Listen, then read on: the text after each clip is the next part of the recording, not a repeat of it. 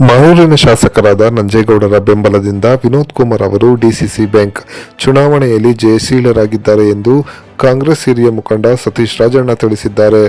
ನಗರದಲ್ಲಿ ನಡೆದ DCC bank ಚುನಾವಣೆ ನಂತರ ಸುದ್ದಿಗಾರರೊಂದಿಗೆ ಮಾತನಾಡಿದ ಅವರು, ವಿನೋದ್ ಕುಮಾರ್ ಅವರು ಅಧಿಕಾರಕ್ಕೆ ಕಳಂಕ ಬಾರದಂತೆ ರೈತರ ಹಿತವನ್ನು ಕಾಪಾಡುತ್ತಾರೆ. ರೈತರಿಗೆ ಬೇಕಾದ ಎಲ್ಲ ರೀತಿಯ ಅನುಕೂಲವನ್ನು ಮಾಡಿಕೊಡುತ್ತಾರೆ. ಇವರನ್ನು ಬೆಂಬಲಿಸಿ ಮತ ನೀಡಿದವರೆಲ್ಲರಿಗೂ ಧನ್ಯವಾದ ಅರ್ಪಿಸುತ್ತೇನೆ ಎಂದರು. ಇದೇ ಸಂದರ್ಭದಲ್ಲಿ ಚುನಾವಣೆಯಲ್ಲಿ ಗೆದ್ದ ವಿನೋದ್ ಕುಮಾರ್ ಅವರನ್ನು ಕಾರ್ಯಕರ್ತರು ಹಾರ ತುರಾಯಿ ಹಾಕಿ ಅಭಿನಂದಿಸಿ ಭರ್ಜರಿ ಪಟಾಕಿ ಸಿಡಿಸಿ ಸಂಭ್ರಮಿಸಿದ್ದಾರೆ.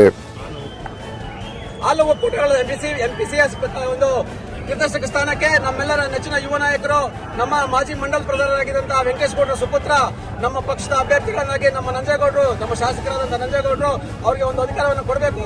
ಈ ಒಂದು ಡಿಸಿಸಿ ಬ್ಯಾಂಕ್ ಆಗಿರ್ತಕ್ಕಂಥ ಅವ್ಯವಹಾರಗಳನ್ನ ತಡೆಗಟ್ಟುವ ನಿಟ್ಟಿನಲ್ಲಿ ಯುವಕರು ಇದಕ್ಕೆ ಬರಬೇಕು ಅಂತ ಹೇಳಿ ಎಲ್ಲ ಜಿಲ್ಲಾದ್ಯಂತ ಶಾಸಕರುಗಳು ಕೂಡ, ವಿಶೇಷವಾಗಿ ಕೊತ್ತೂರು ಮಂಜಣ್ಣವರು, ಅನಿಲ್ ಕುಮಾರ್ ಅಣ್ಣವರು, ರಮೇಶ್ ಕುಮಾರ್ ಸಾಹೇಬರು ಎಲ್ಲ ಒಂದು ಕೈ ಜೋಡಿಸಿ ಒಂದು ಯುವಕನಿಗೆ ಒಂದು ನಿರ್ದೇಶಕ ಸ್ಥಾನಕ್ಕೆ ಸ್ಪರ್ಧೆ ಮಾಡೋದಕ್ಕೆ ಅವಕಾಶ ಕೊಟ್ಟಿದ್ದಾರೆ.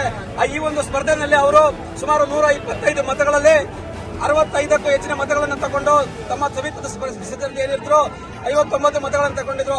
6 ಮತಗಳ ಅಂತರದಿಂದ ಅವರು ವಿಜಯಶಾಲಿ ಆಗಿದ್ದಾರೆ.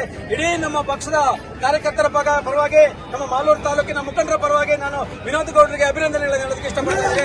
ಅವರ ನಮ್ಮ ನೇತೃತ್ವದಲ್ಲಿ ನಮ್ಮ ಜಿಲ್ಲಾ ಸಹಕಾರಿ ಬ್ಯಾಂಕ್ ರೈತರಿಗೆ, ಬಡವರಿಗೆ, ವಿಶೇಷವಾಗಿ ಮಹಿಳೆಯರಿಗೆ ಹೆಚ್ಚಿನ ಒಂದು ಸಹಕಾರ ಸಂಘದಲ್ಲಿ ನೆರವನ್ನು ನೀಡೋದ್ರ ಮುಖಾಂತರ ಉತ್ತಮ ಆಡಳಿತವನ್ನು ನೀಡಬೇಕು ಅಂತ ಈ ಸಂದರ್ಭದಲ್ಲಿ ನಾನು ಹೇಳೋದಕ್ಕೆ ಬಯಸ್ತಾ ಇದ್ದೀನಿ.